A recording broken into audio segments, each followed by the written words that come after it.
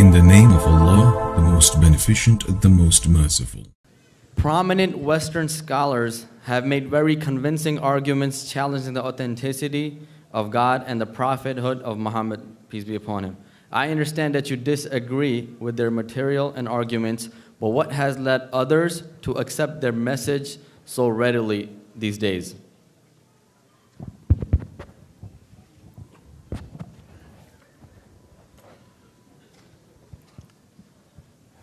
Bismillah, alhamdulillah, salatu wassalamu ala rasulillah, wa alihi wa sahbihi wa man wala.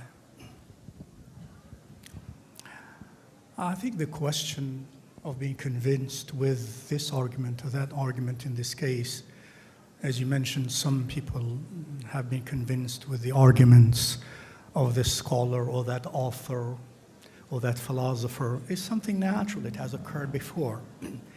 One way to simply address that is to realize that there are also as many people, and sometimes a lot many more, who also were convinced with the arguments of the opposite side, that God exists.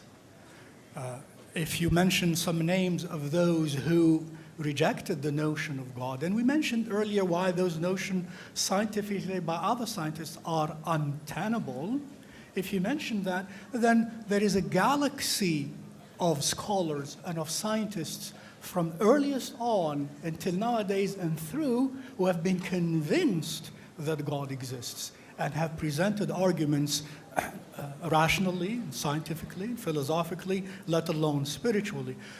Go back to the times of Al-Biruni. Al-Biruni was an excellent, great scientist.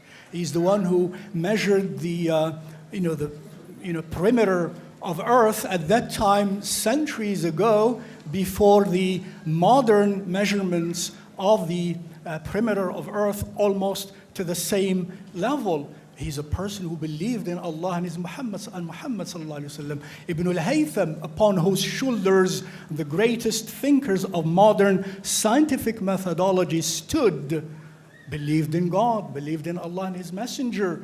And go on, the great Ibn Rushd, Averroes, who is considered the most influential Islamic figure on Western rational thinking, he's a person who believed in Allah subhanahu wa ta'ala and his messenger, and so on. Go to Einstein, he's a man who believed in God and presented his arguments, and you can go on the galaxy of scholars. So the fact that someone named a scientist believed, and we mentioned earlier, reasons are really not, as some scientists have said, are not really scientific or rational. They are more psychological. Wallahu ta'ala alam.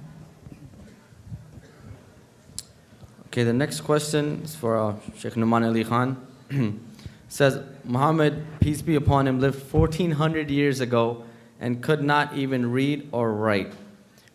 Yet Muslims hold his authority above that of world-renowned contemporary scientists and scholars. Where is the logic here?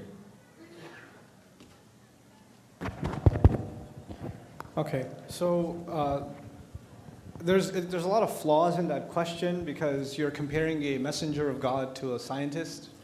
A scientist isn't asking people to be followed or to take his claims as the words of God, nor is he asking you to reform your life in an ethical or spiritual way, etc. So what a scientist is simply doing is researching the universe. And the assumption that following the Prophet somehow contradicts following modern scientific research is absurd. I mean, they're not mutually exclusive. I think this problem occurs in many other faith traditions where science was seen as a threat. And the assumption is made that all religions must be this way, all religions must discourage scientific inquiry. But actually, Islamic history, as was already indicated just now, thank you, Sheikh, it has been one of very in-depth scientific inquiry and even pioneering in the field of scientific inquiry. Now, as for the Prophet being 1400 years ago and not having the kind of scientific knowledge and access that we have today, when it comes to matters of guidance, right and wrong, justice and injustice, scientific revolutions will not change that. Doesn't matter what kind of technology you hold, what is fair is still fair, and what's unfair is still unfair.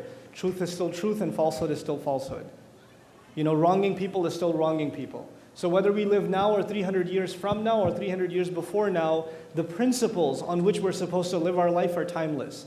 And so they were given in a desert, and that desert educated the rest of humanity. And it gave life to the rest of humanity. And that's what we hold dear. We hold that revelation and that message dear, and that legacy.